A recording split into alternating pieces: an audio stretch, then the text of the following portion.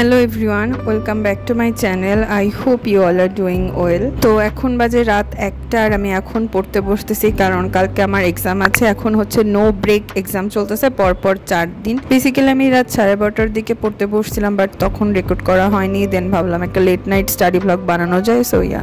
তো কাল হচ্ছে বায়োলজি এক্সাম। তো বায়োলজি সিলেবাস হচ্ছে সমন্বয় ও নিয়ন্ত্রণ কান থেকে শেষ পর্যন্ত এবং শ্বাসন ও শ্বাসক্রিয়া। তো আমার প্ল্যান আছে রাত্রে মেন বইয়ের দাগানো লাইনগুলো পড়ে ফেলবো, অ্যান্ড সকালে উঠে অনুশীলনী MCQ, then MCQ practice and English and GK complete করবো। একটা ব্যাপার একটু ক্লিয়ার করা দরকার, তোমার সবাই আমাকে আস্ক করো আপনি এটা করলে চান্স হবে কিনা, ওটা করলে চান্স হবে কিনা। দেখো, আমার মনে হয় না আমি রাইট পারসন এই কোয়েশ্চেনটার অ্যান্সার করার জন্য, কারণ আমি নিজেই এখনও ওই জায়গাটাতে পৌঁছাতে পারি নাই। আমি শুধু তোমাদের সাথে শেয়ার করতে পারি যে আমি কিভাবে নিজের প্রিপারেশনটা গুছাই নিচ্ছি বা আমি কী কী ইনস্ট্রাকশন পাচ্ছি আমার চারপাশ থেকে। তো এটাই। অ্যান্ড তাছাড়া চান্স হবে কি হবে না এটা কোনোভাবেই বলা যায় না, এটা সম্পূর্ণ আল্লাহর হাতে। আমরা জাস্ট নিজের বেস্টটা দিতে পারি অ্যান্ড ভালো একটা ফলাফল আশা করতে পারি, বাকিটা আল্লাহ ভরসা। এখন আসি সেই টপিকে যেটা নিয়ে সবচেয়ে বেশি কমেন্টস পাচ্ছি আমি রিসেন্টলি, সেটা হচ্ছে রেটিনা নাকি উন্মেষ। প্রথমত দুইটা কোচিংই অনেক ভালো পড়ে, দুইটা কোচিংয়ে তাদের বেস্ট ট্রাই করে যেন তাদের স্টুডেন্টরা পাবলিক মেডিকেলে চান্স পায়। এখন এটা ডিপেন্ড করে স্টুডেন্ট কীভাবে তাদের সার্ভিসটা অ্যাকসেপ্ট করতেছে সেটার উপর। তো ফার্স্ট টাইমে আমি রেটিনা এবং উন্মেষ দুটাতেই ভর্তি ছিলাম, বাট সেকেন্ড টাইমে আমি শুধু রেটিনাতে ভর্তি হয়েছি। তো আমি আমার পার্সপেক্টিভ থেকে সব কিছু ডিসক্রাইব করার চেষ্টা করব। প্রথমেই আসি ক্লাসের ব্যাপারে। রেটিনাতে বই ধরে ধরে ক্লাস করায়, বাট উন্মেষে হচ্ছে বোর্ডে লিখে লিখে ক্লাস করায়। অ্যান্ড উন্মেষ থেকে ইনস্ট্রাকশনও দেয় যে বোর্ডে যেগুলো লিখে লিখে পড়া ওইটা খাতায় নোট করতে, দেন নোটটা রিভাইজ করতে, যেটা আমার খুব বেশি পছন্দ না। আমি বই ধরে ধরে পড়তেই পছন্দ করি, এই জন্য ক্লাসের দিক দিয়ে আমি রেটিনাকেই চুজ করি। এখন আসি এক্সামের ব্যাপারে। তো ফার্স্ট টাইমে আমি অনেক ফাঁকি পাচ্ছিলাম, এই জন্য সব ঠিক মতো পড়তাম না। জাস্ট সাপ্লিমেন্টারি বুকগুলো থেকে এমসিকিউ সলভ করে এক্সাম দেওয়ার টেন্ডেন্সিটা আমার বেশি ছিল।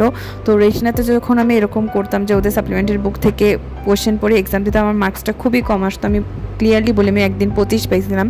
বাট উন্মেষের ক্ষেত্রে হয়েছে কি, আমি ওদের প্র্যাকটিস বুক, মাস্টার কোয়েশ্চেন ব্যাক, ওদের সাপ্লিমেন্টারি বুক থেকে পড়ে যখন এক্সাম দিচ্ছি আমি 50-এ 43 পাইছি, তাও আবার মানে অর্গানিক কেমিস্ট্রিতে, যেটা আমি একদমই পারতাম না। তো তখন থেকে আমার ওদের কোয়েশ্চেনের স্ট্যান্ডার্ড নিয়ে একটু ডাউট কাজ করে। বাট আমার এটা পার্সোনাল অপিনিয়ন, আমি এমন কেউ না ওদের কোয়েশ্চেন জাজ করার মতো। উন্মেষ থেকে পড়ে অনেকে চান্স পাইছে, বাট সেখানে তো আমি চান্স পাইনি। আমি জাস্ট আমার পার্সোনাল অপিনিয়নটা তোমাদের সাথে শেয়ার করলাম। আর একটা ব্যাপার হলো, রেটিনাতে ফার্স্টে এক্সাম হয়, দেন ক্লাস হয়, ক্লাস শেষে এক্সামের রেজাল্টটা দিয়ে দেয়, অ্যান্ড ফার্স্ট সেকেন্ড থার্ডকে একটা ছোটো প্রাইজ দেয়। তো এইটা আমার মনে হয় অনেক বেশি মোটিভেট করে স্টুডেন্টকে নেক্সট দিনও ভালো রেজাল্ট করার জন্য, যেটা উন্মেষে জাস্ট মোবাইলের মাধ্যমে পরে হচ্ছে রেজাল্টটা দিয়ে দেয়। তো আমার কাছে রেটিনার এই ফিচারটা ভালো লাগে, আর এটা উন্মেষে না থাকায় এখানে আমি রেটিনাকে বেশি প্রেফার করি। তো রেটিনা অ্যান্ড উন্মেষের সাপ্লিমেন্টারি বুকের ব্যাপারে তো আমি আমার প্রিভিয়াস ভিডিওতে বলেই দিয়েছি, তোমরা চেক আউট করে নিও। তো এটাই ছিল আমার পয়েন্ট অফ ভিউ থেকে রেটিনা অ্যান্ড উন্মেষের কিছু কম্প্যারিজন। এখন আসি, তোমরা সবাই আমাকে আস্ক করতেছো কীভাবে আমি private tutor and coaching then self study একসাথে ম্যানেজ করতেছি সে ব্যাপারে জানাতে। তো আমি কিছুই ঠিকমতো মেনটেন করতে পারতেছি না। আমি কোচিংকে ফিক্সড রাখছি যে কোচিং আমার ফার্স্ট প্রায়োরিটি, তো আমি ওইটা ঠিকমতো পড়ি, পাশাপাশি ওনার পড়াটাও পড়তে থাকি। বাট আমি ওনাকে পড়া দিলে ওনার আমার পড়া পছন্দ হয় না।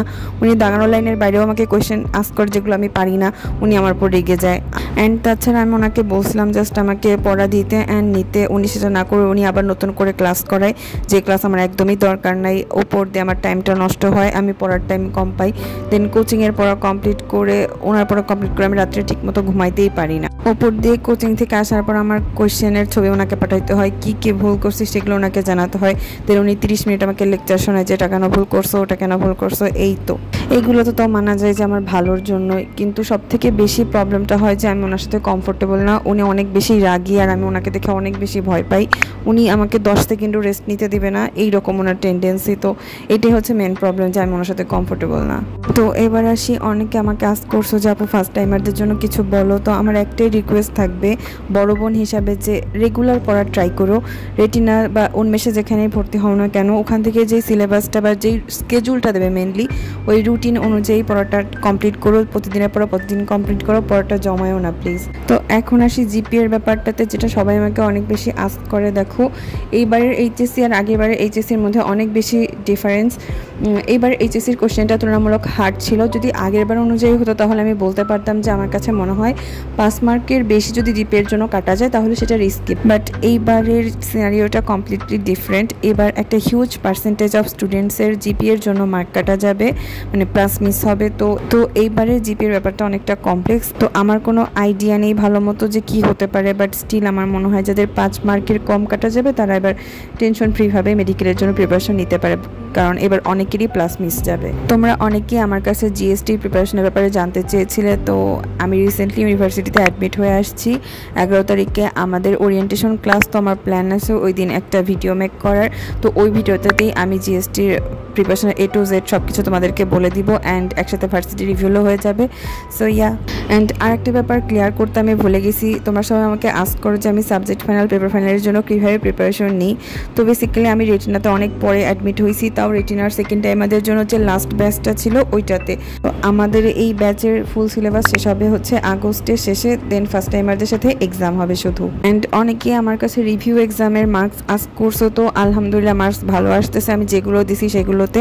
অ্যান্ড আমি মার্কসটা শেয়ার করতেছি না কারণ আমার আগের ভিডিওতে সবাই কমেন্ট করছে যে মার্কস শেয়ার করো না, নজর লেগে যাবে। অ্যান্ড আমি এগুলোতে বিলিভ করি, তো আমি আর এরপর থেকে কখনো মার্কস শেয়ার করবো না। বাট আলহামদুলিল্লাহ ভালো আসে। টু বি অনেস্ট, ভালো আসার কারণ হলো আমি জানি আমি ফার্স্ট টাইমে কী কী ভুল করছিলাম, অ্যান্ড আমি সেগুলো এখন একদমই করি না, যার কারণে আমার মার্কসটা ইনক্রিজ হয়ে গেছে। সো আমি আমার দিক থেকে তোমাদের সব কোয়েশ্চেনের রিপ্লাই করার চেষ্টা করছি। আই হোপ তোমাদের কাছে ভিডিওটা হেল্পফুল হবে, and thank you so much আমাকে এত সাপোর্ট করার জন্য। আমার ভিডিও দেখে যদি একজনেরও কোনো হেল্প হয় আমার অনেক ভালো লাগবে। আমি লাইক, শেয়ার, সাবস্ক্রাইব কিছু চাই না, আমি শুধু তোমাদের দোয়া চাই। আমার জন্য দোয়া করো, অ্যান্ড আমিও তোমাদের জন্য অনেক দোয়া করি। Thanks for watching.